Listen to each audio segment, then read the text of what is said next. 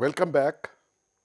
In today's lecture, we will discuss further applications of Bernoulli equations and some wrong applications of Bernoulli equations.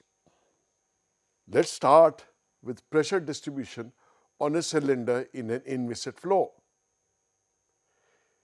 If we can neglect viscosity, then the flow about a circular cylinder is given by this stream function psi is equal to V naught R into 1 minus capital R square by R square sine theta, where capital R is the radius of the cylinder and V naught is the velocity of the fluid as it approaches the cylinder.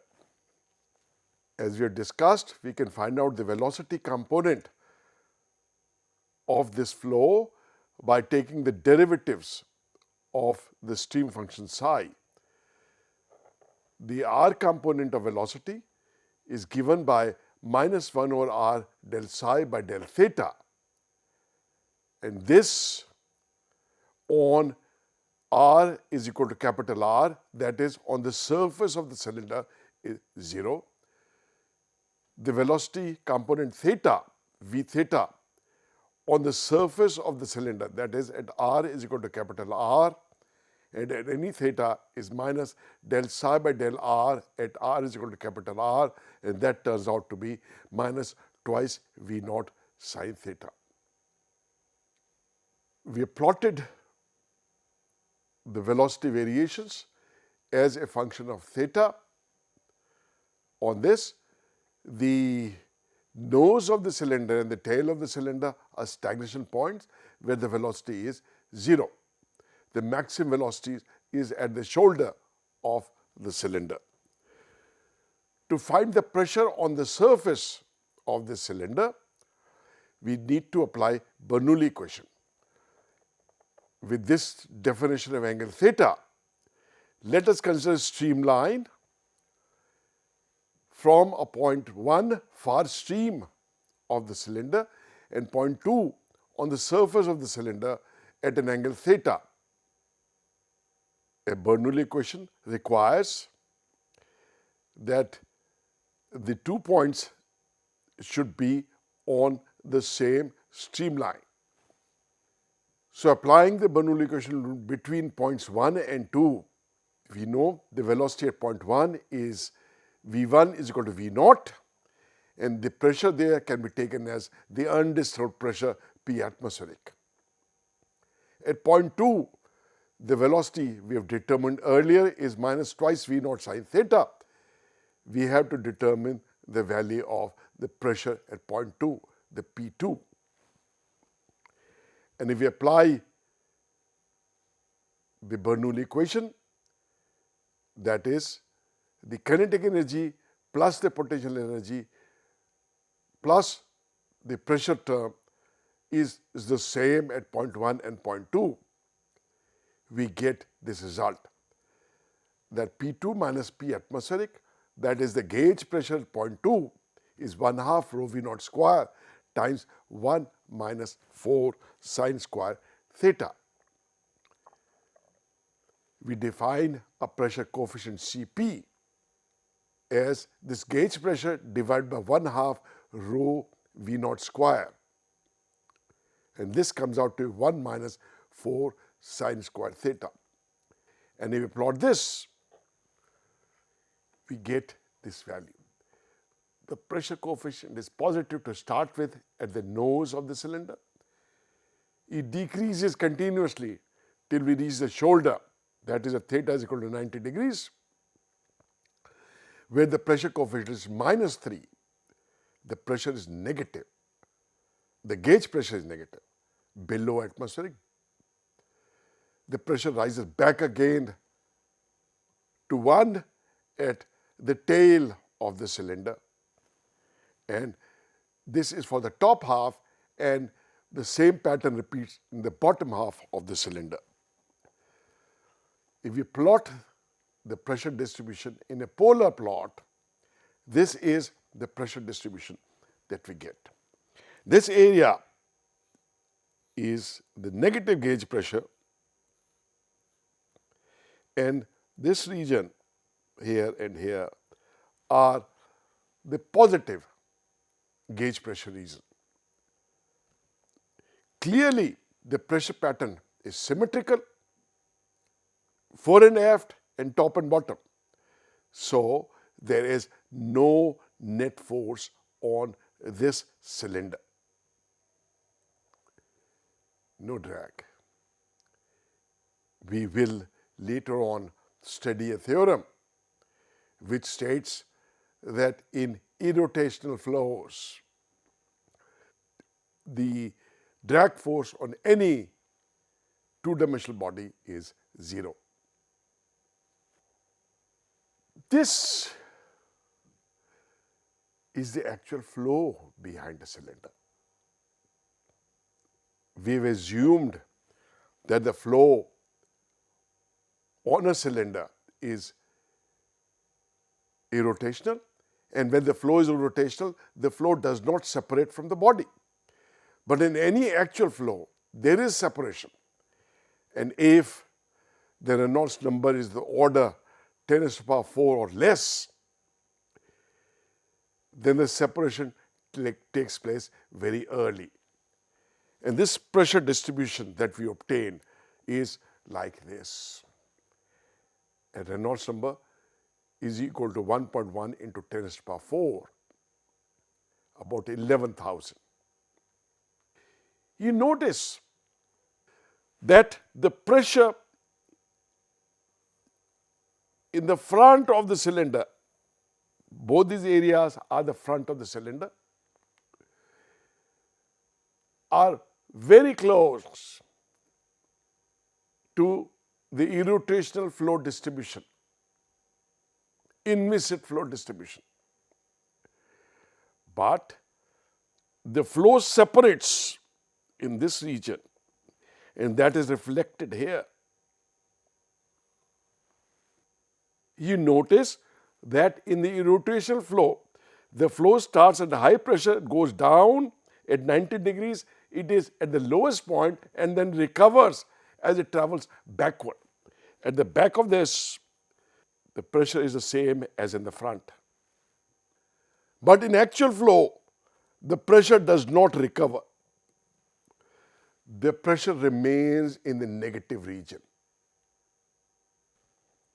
The pressure distribution is now something like this. There is positive pressure at the nose, but there is negative pressure at the back. And this results in rather large drag on the cylinder. The picture is quite different. The Reynolds number is increased. For a higher Reynolds number, the boundary layer separation is delayed, and the wake is narrower, as you see there. The region of disturbed flow behind the cylinder is much narrower. The pressure distribution is more like this. There is more pressure recovery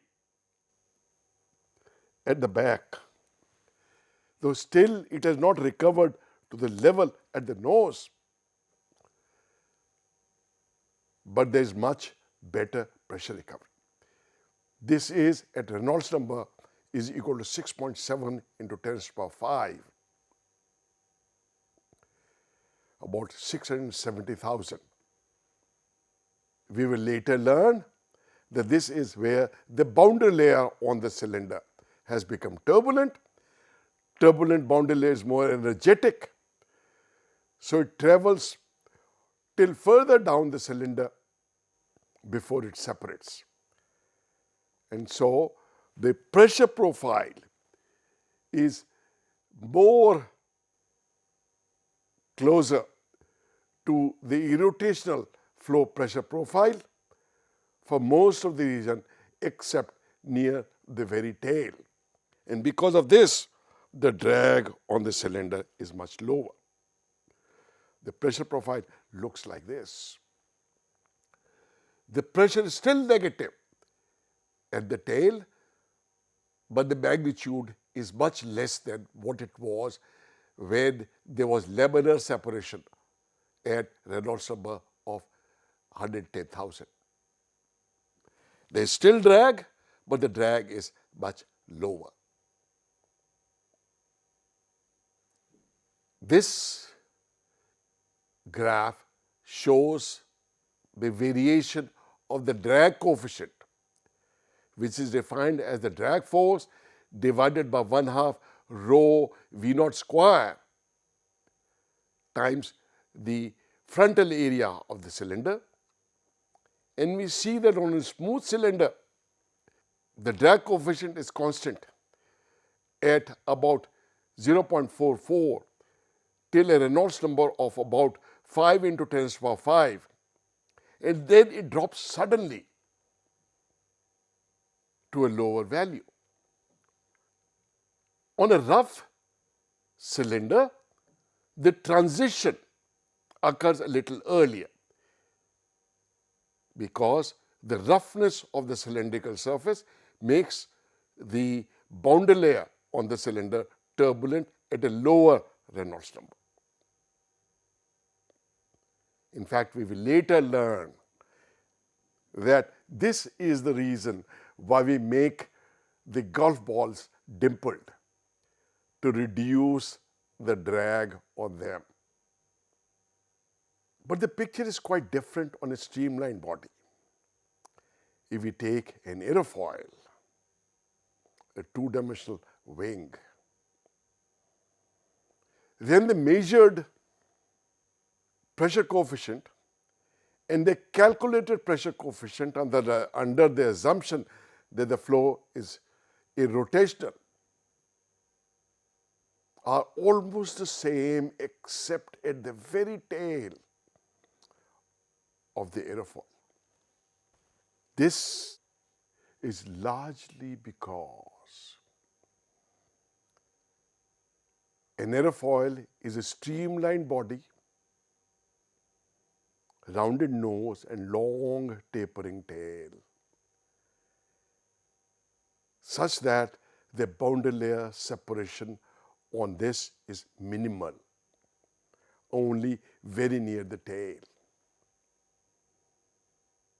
And the flow around an aerofoil, the real flow around the aerofoil at large Reynolds number, is almost the same as the calculated flow about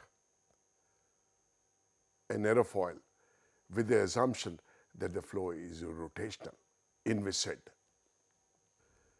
So we can apply a rotational flow assumption to streamlined body much better than we apply to bluff body, the body which are not streamlined.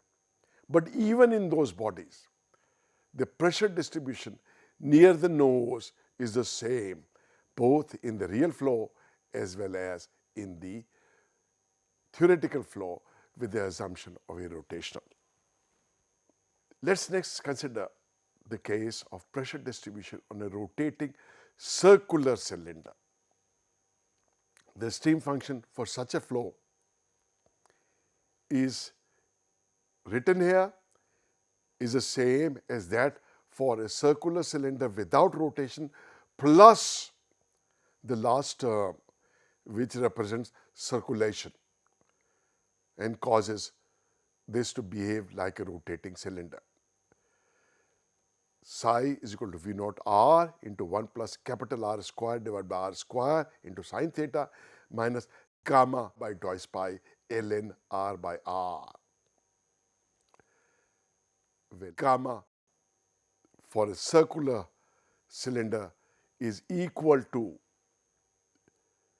the rotational velocity of the circular cylinder times 2 pi R times R, where R is the radius of the cylinder.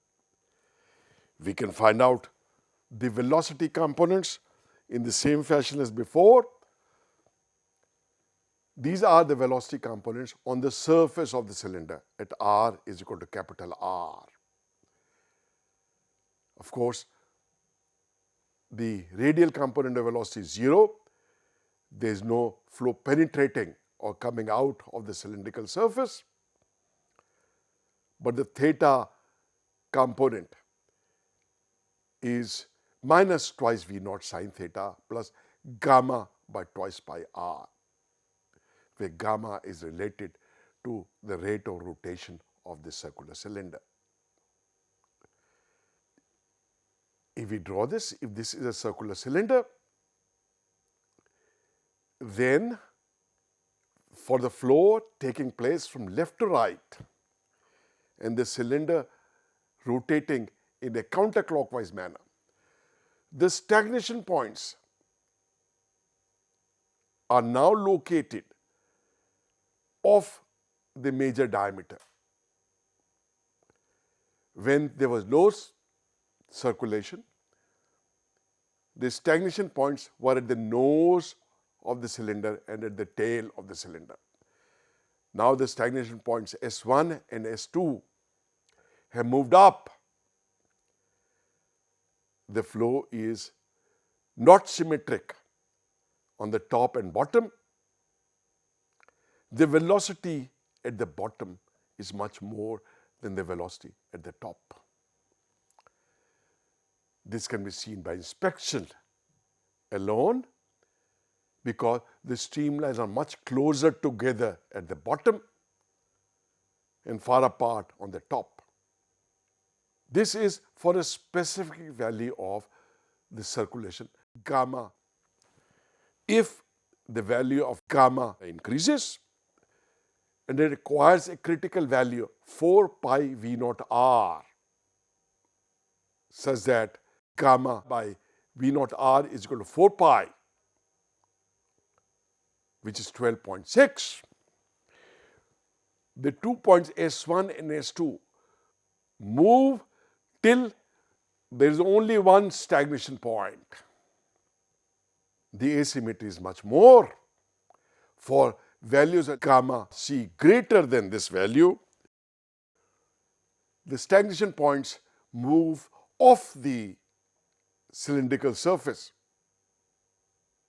As shown here, there is no stagnation point on the surface of the cylinder. This is the polar plot of the velocity v by v naught being the free stream velocity. And this we have plotted for gamma divided by v naught r is equal to 6, which was less than what is critical. So there are two stagnation points S1 and S2 as shown. The stagnation points are now at a little below 30 degrees and a little above 150 degrees. The velocity v by v naught being 0 there. The shaded area, the negative velocity, means this is the negative velocity in the context of the velocity that is defined as positive in the counterclockwise direction and negative in the clockwise direction.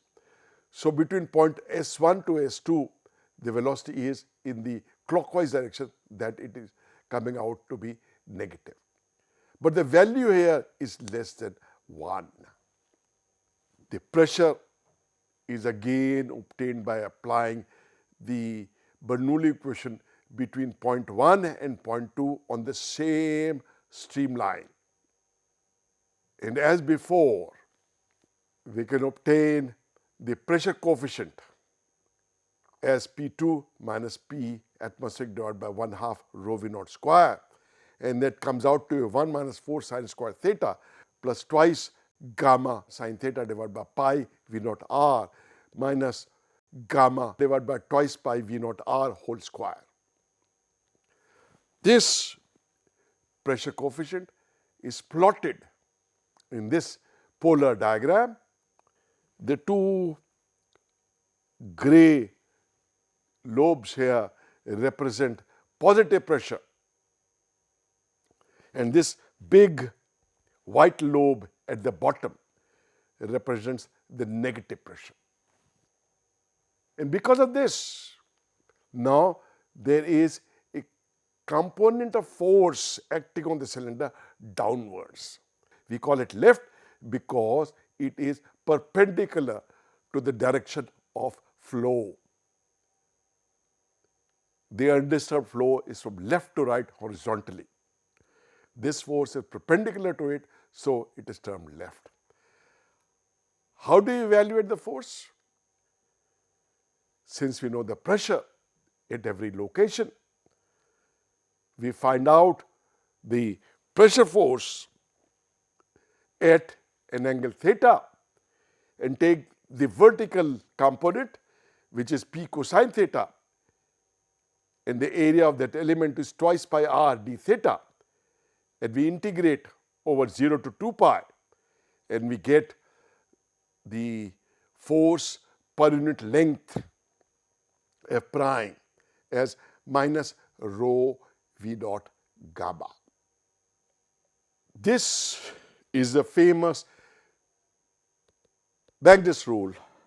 We'll talk about this further. Comparison with the actual flow. Here we have shown a case where the circulation is more than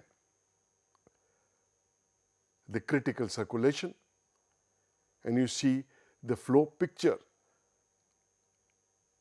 In the actual flow, which is on the right, is very similar to the flow picture of the irrotational flow calculated, assuming the flow has no viscosity.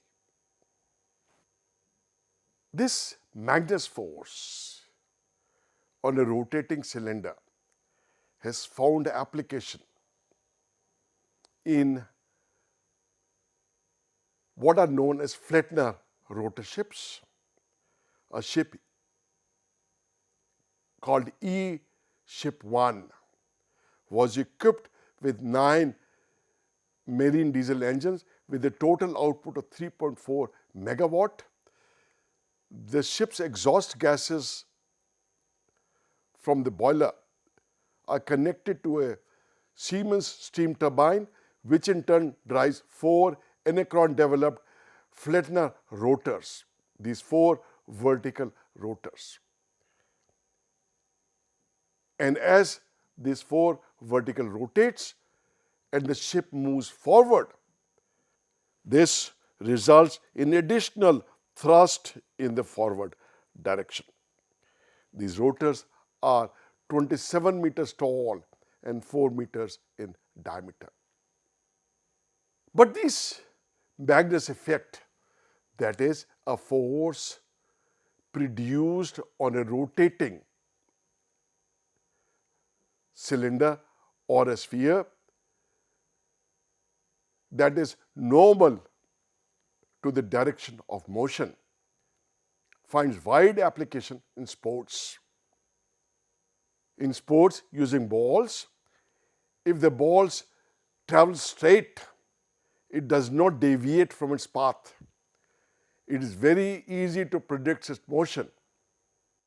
But if a ball deviates from its path, then the opponent cannot guess the trajectory the ball will follow, and that will result in making errors. That's why we rotate a ball. A tennis ball is rotated by giving it a spin, a top spin in this case. This is almost like a rotating sphere in a flow, and this results in a force normal to the direction of motion of the ball. The ball is moving towards the right, and so this ball is going to deviate. It will not follow a straight trajectory. To explain this further, let's consider a tennis ball traveling towards the right. After it is hit, as shown in the diagram on the left, there is a drag which is opposing the forward motion of the ball. There is a lift because of the top spin as shown, and the net aerodynamic force is the green arrow shown here. When the ball is coming down on the other side of the net, the picture is like that shown on the right. The drag force opposing the motion, the lift force acting downwards but inclined towards the left, and the net aerodynamic force is almost horizontal. This is combined with the gravity force in each case, so that the total force on the ball just after it is hit is largely downwards and little backwards, and when it is coming down on the other side is quite a bit backwards. This causes deviation in the path of the ball. The broken line shows that the path the ball will take without the top spin, but with the top spin, the ball flattens down very quickly and does not travel as far horizontally because of a backward force and downward force. So it comes down more quickly.